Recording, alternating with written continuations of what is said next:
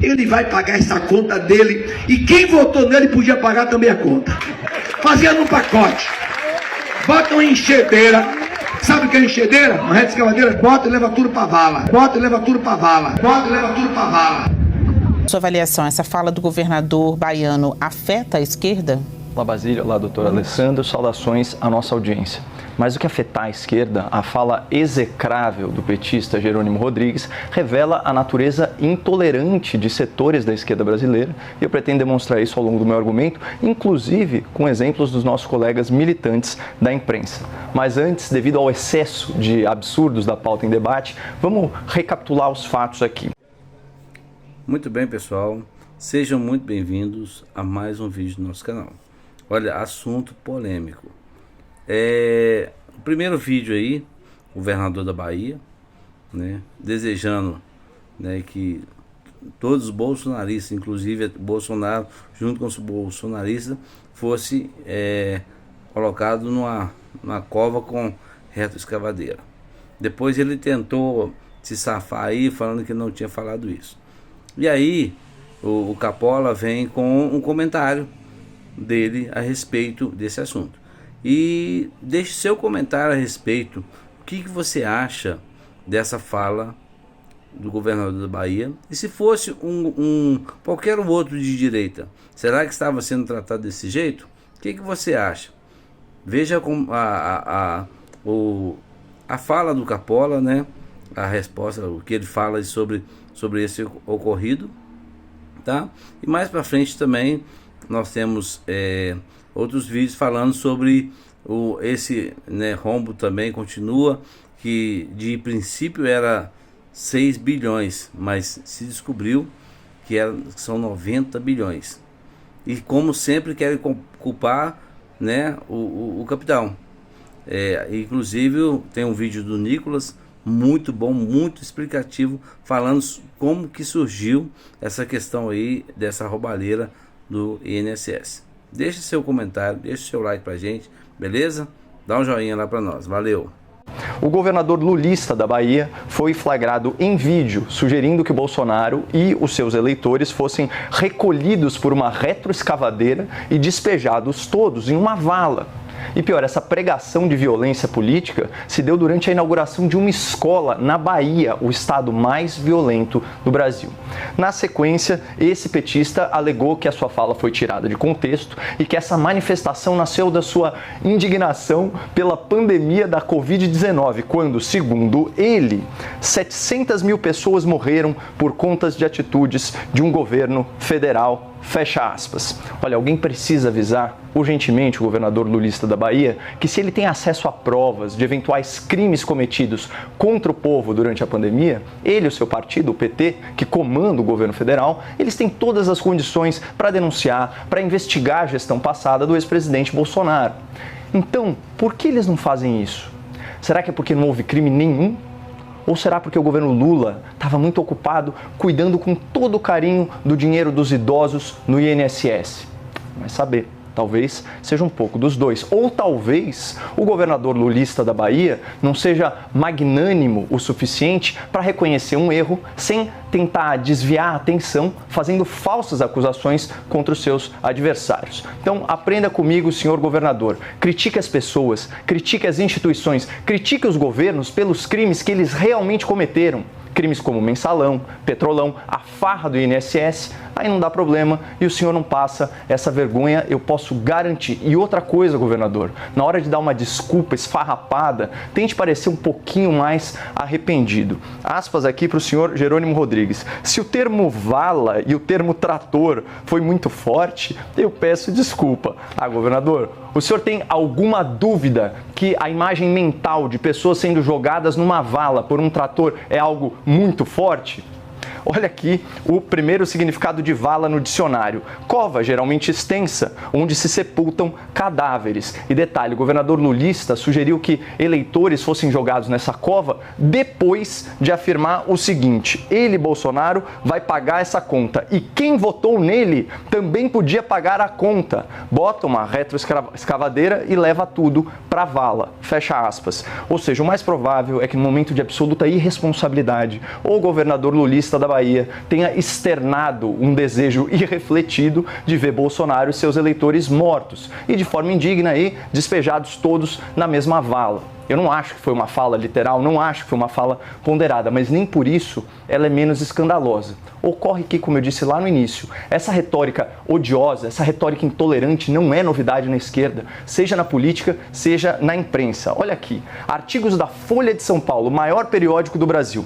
Por que torço para que Bolsonaro morra? Do editorialista Hélio Schwartzman. Ou esse aqui, sob o Bolsorreich, do escritor Rui Castro. Não há mais possibilidade de um apoiador de Bolsonaro ser um democrata. As eleições dirão exatamente quantos brasileiros ergueram o braço dentro da urna. Percebam que, a julgar pelas suas próprias palavras, para o jornalista Hélio Schwartzman, o Bolsonaro deveria morrer. Para o escritor Rui Castro, quem vota no Bolsonaro é nazista. E para o governador lulista da Bahia, quem votou no Bolsonaro devia ser jogado com ele numa vala. Percebe, Basília? É a mesma vibe tóxica. A mesma vibe intolerante, odiosa, e ainda tem gente que acha que esse é o governo do amor. Eu sei que eu já passei aqui do meu tempo, mas eu tenho só um PS, é rapidinho. Vocês já repararam que toda vez que um simpatizante, um aliado político do Bolsonaro vai ser criticado na imprensa, ele é imediatamente rotulado como deputado bolsonarista, governador bolsonarista, empresário bolsonarista?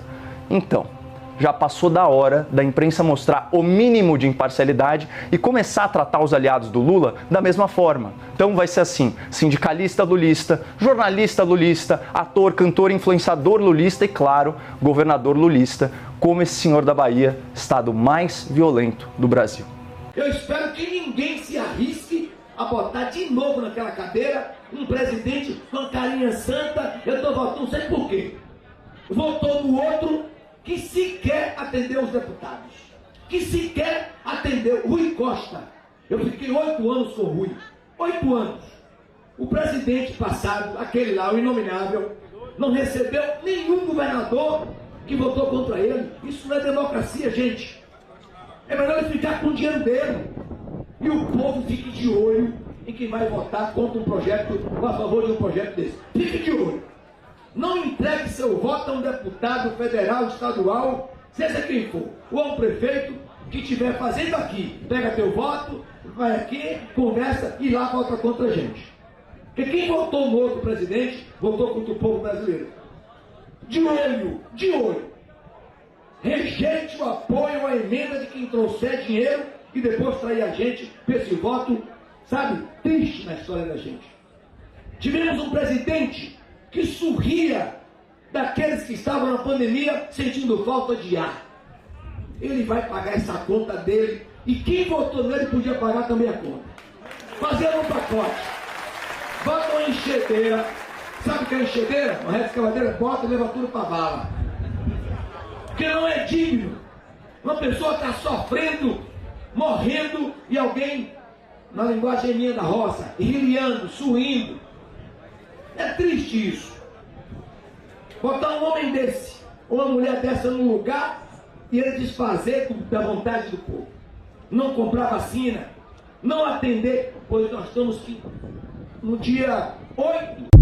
A Polícia Federal apreendeu cadernos com anotações para os investigadores que indicavam a entrega de propina no esquema de desvios no INSS. Sim, um caderno com indicação de propinas. Esse material foi encontrado na casa de um dos alvos da Operação Sem Desconto, que revelou todo esse esquema bilionário. Os cadernos com as anotações foram encontrados no escritório de Antônio Carlos Camilo Antunes, conhecido como Careca do INSS. Ele é apontado como possível lobista e também facilitador de todo esse esquema de corrupção. Entre esses documentos, haviam anotações com a porcentagem e o nome de pessoas que integram ou que integravam essa cúpula do INSS. Então, veja só o que os investigadores identificaram. Um caderno com as anotações daqueles que recebiam as propinas, inclusive com os percentuais dos valores. Então, indícios importantes no avanço das investigações da Polícia Federal que apreendeu esses cadernos. Chamar o Mota para trazer as indicações e os apontamentos dele em relação a essa nova notícia, essa informação que veio à tona, que chegou à tona hoje, Mota. Um minutinho, por favor, um minutinho. A gente falava outro dia sobre tecnologia, sobre a necessidade de usar tecnologia para impedir a fraude. Não precisa tecnologia, tá vendo? A tecnologia da fraude é antiga, é analógica, é caderno, é percentual. São aquelas coisas tradicionais da política brasileira. É a tecnologia do suborno, uma tecnologia que o Brasil detém e domina muito bem. Oi, sou eu de novo. O que estava ruim ficou ainda pior. Nos últimos dias veio à tona um dos maiores escândalos envolvendo aposentados e pensionistas do INSS. O rombo, segundo levantamentos, ultrapassa a casa de 6 bilhões de reais. 4 milhões de idosos roubados e a maioria das vítimas do Norte e Nordeste. Mas isso todo mundo já sabe. O que eles não te contaram é que o escândalo atual era de 6 bilhões.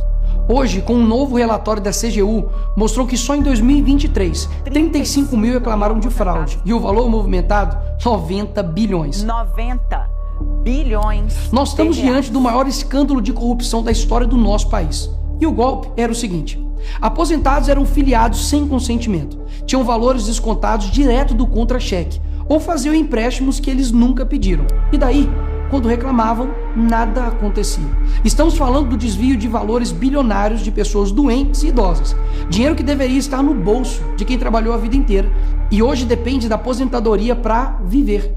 E é claro, vão espalhar a narrativa de que tudo começou no governo anterior.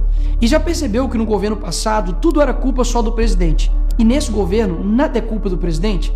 Mas olha só que interessante. As investigações mostraram que os descontos irregulares já vinham sendo praticados há anos.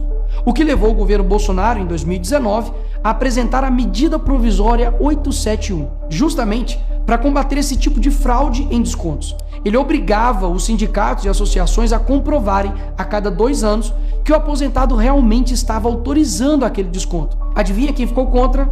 Acertou, a esquerda. Como não bastasse, em 2022, com votos da esquerda, eles derrubaram essa lei. E o que será que aconteceu nos próximos anos? Bingo. Foi exatamente depois de derrubar esse mecanismo de proteção contra as fraudes que houve esse aumento absurdo de descontos indevidos. Ou no português claro, aumento absurdo de roubo contra idosos. Desenhando porque eu sei que tem gente que só entende assim. 2019, Bolsonaro faz lei para proteger esses idosos de fraudes. 2022, esquerda derruba essa lei no Congresso. 2023 e 2024, explosão de fraudes. E ainda tem gente surpresa com isso. Não foi o Alckmin que disse: o ladrão quer voltar à cena do crime. E de fato voltou. Desde o início do governo Lula, representantes dos ministérios da Previdência participaram de pelo menos 15 reuniões com entidades que hoje estão sendo investigadas. Inclusive, o próprio ministro, Carlos Lupe, e o ex-presidente do INSS, Alessandro Stefanuto, estiveram em 8 dessas reuniões. A entidade que mais participou dos encontros com os ministros foi a CONTAG, justamente a organização que mais roubou o dinheiro dos aposentados. E o escândalo é ainda mais grave. O relatório de auditoria da CGU revelou que, em muitos casos, as autorizações para descontos foram feitas em nome de pessoas que sequer tinham condições de manifestar a sua vontade. Foram encontradas situações absurdas. Pessoas com deficiência grave, impossibilitadas de assinar qualquer documento, indígenas que vivem em aldeias remotas e não sabem ler ou escrever, e até aposentados que nem moram no Brasil. Roubar alguém já é terrível, mas roubar pessoas nessa situação é ter a certeza de que nada vai acontecer com você. Não é à toa que o relatório do próprio INSS mostra que o governo tinha ciência e sabia como barrar os descontos desde 2023. O Tribunal de Contas da União também sabia da denúncia desde 2023. Desde essa época, poderia ter ajudado as pessoas que foram vítimas, mas o julgamento ficou parado por mais de 1 ano, por um ministro do TCU indicado por Lula. E o sindicato investigado era do irmão do Lula. E o filho do Lewandowski, ministro do Lula, advoga para outra entidade acusada de fraude no INSS. É o país das coincidências. Ou seja, reuniram com entidades investigadas, foram avisados, confessaram que sabia e ignoraram. Fingiram que não viram. Agora, com a pressão do escândalo, o governo Lula trocou o ministro e só. Nenhuma consequência para ele. Engraçado, né? Se o pobre erra o CEP no cadastro, é fraude. Mas se o sistema desvia bilhões, é só trocar o responsável. O mesmo responsável que em 2011 também foi trocado pela Dilma por corrupção no seu ministério.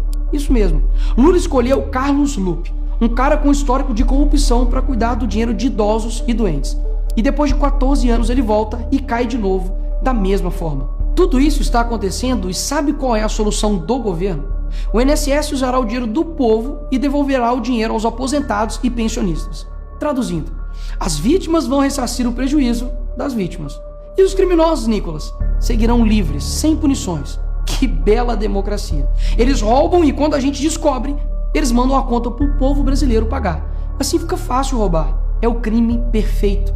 Tá, Nicolas, mas o que vocês estão fazendo contra isso? Eu e a oposição apresentamos um projeto de lei para proibir definitivamente esse tipo de desconto automático no INSS. E mais, preciso da sua ajuda para poder pedir para instalar a CPI dos roubos dos aposentados. E será lá nessa comissão que vamos investigar mais a fundo e poder colocar na cadeia quem foi responsável por isso. E aí sim, fazer com que eles devolvam esse dinheiro, não que você pague essa conta. Vá até a rede social do Hugo Mota e Davi Alcolumbre e peça para que essa comissão seja instalada. E por fim, vá urgente ao seu banco ou veja o extrato na sua conta pelo celular e veja se há algum desconto indevido. Só assim, você saberá que está sendo roubado ou não e peça o cancelamento imediato desse roubo. E sim, o tempo passa rápido. Eu sei que muitos não pensam no futuro, mas um dia ele chegará. E que nesse dia tenhamos feito algo para chegar aqui diferente do que estamos vivendo agora. Ninguém aguenta mais um país que só desanima a gente a cada notícia. Mas para chegar aqui diferente, a gente precisa fazer algo diferente agora. Porque o partido que prometeu cuidar do povo, um presidente que se colocou como o pai dos pobres, acabou explorando quem eles mais juraram defender.